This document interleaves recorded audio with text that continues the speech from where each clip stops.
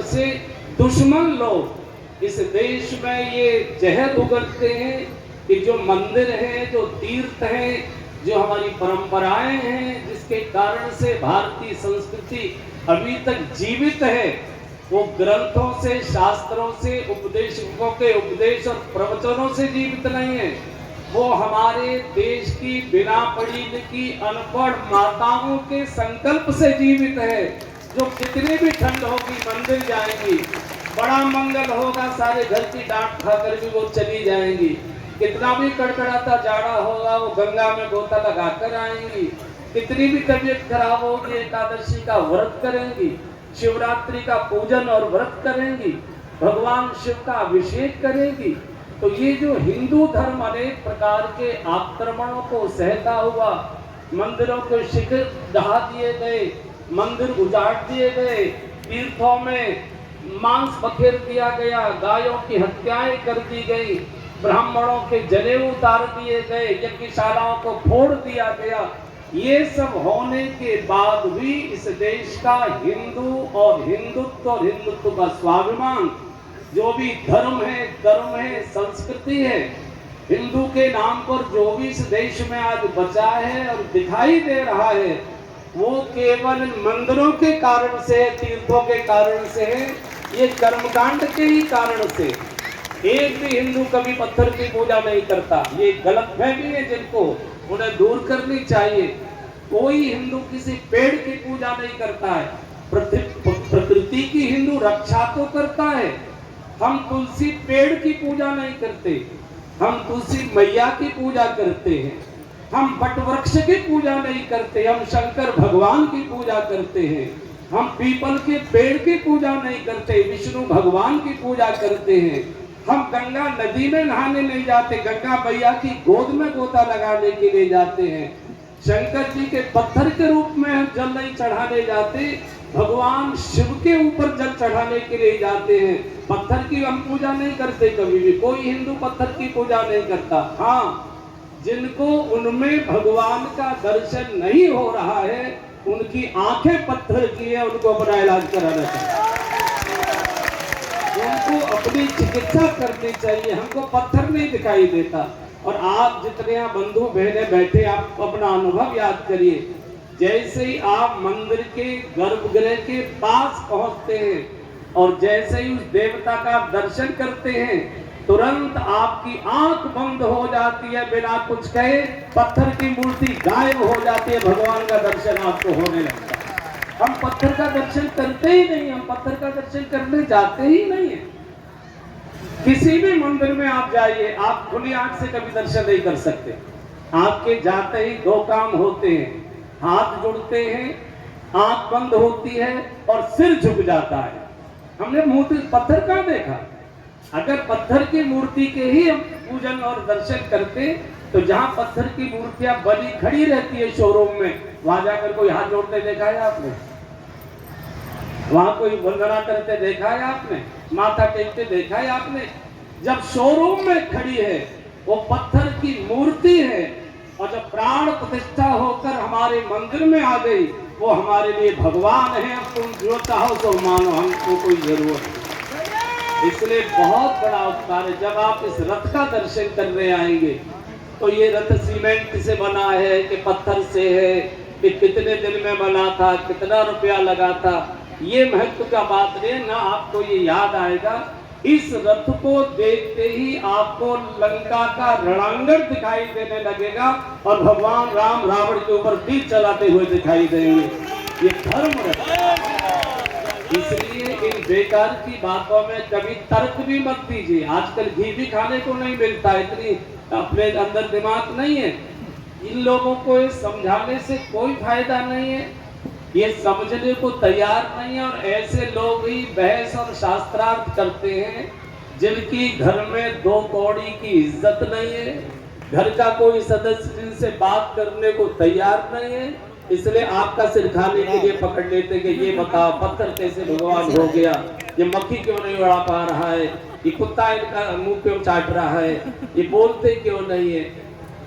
गली बदल दीजिए, हाथ जोड़ दीजिए, नमस्ते कर लीजिए, कह दो बाबूजी मुझे जरा काम से जाना, जरूरी दवाई लेने जा रहा हूँ, डॉक्टर रवि मोहन से मिलना है जाकर, मेरा पेट छोड़िए। इसलिए जो आप कर रहे हैं, चींटी चुगा रहे हैं, चींटी चुगाते जाइए।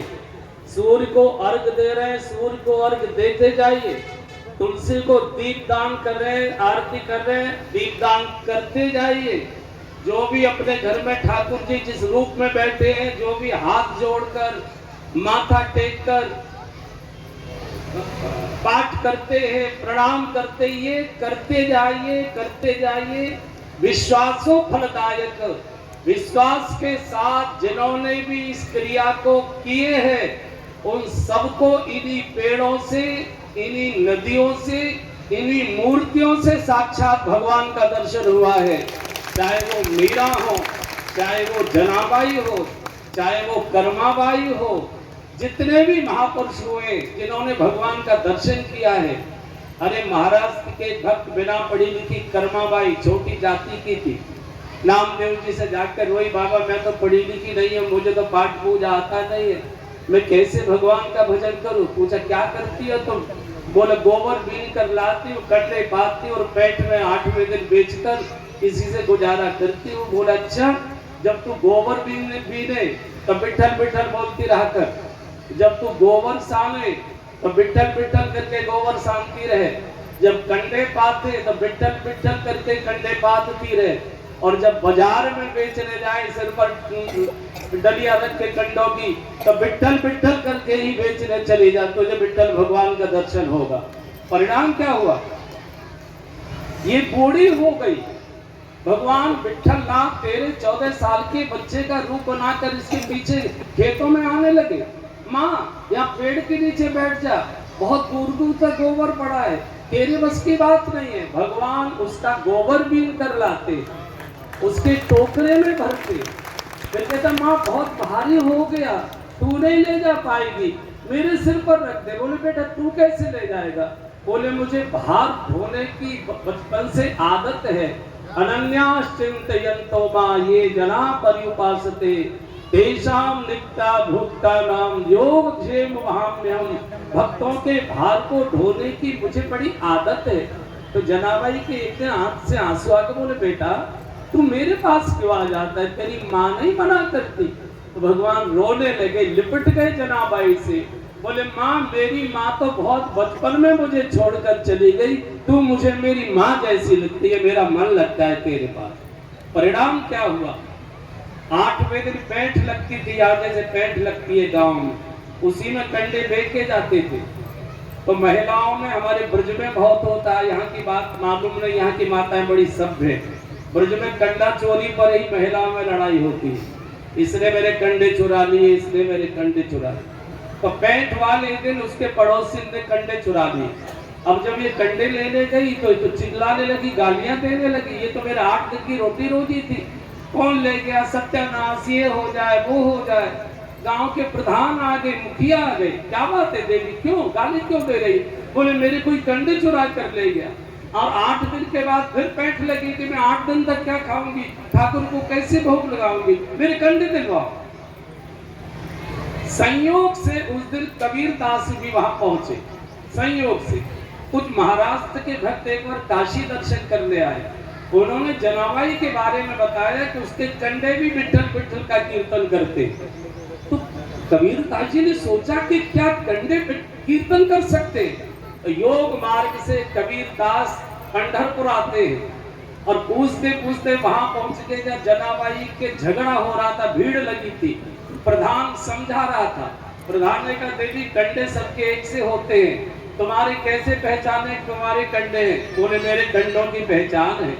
क्या पहचान है? बोले मेरे कंडों पर कान लगा कर सुनिए, जिन कंडों से जो भी ढेर लगे जगह जगह, आप सब कंडों पर कान लगा कर सुनिए, जिन कंडों में से आपको विठल विठल की आवाज सुनाई दे, समझना जनाबाई के कंडे हैं। मेरा हर कंडा भगवान का कीर्तन करता है। एक घटना कबीर दास जी खड़े होकर देख रहे थे और कबीर दास जी ने अपने जीवनी में अपनी कलम से लिखवाया है।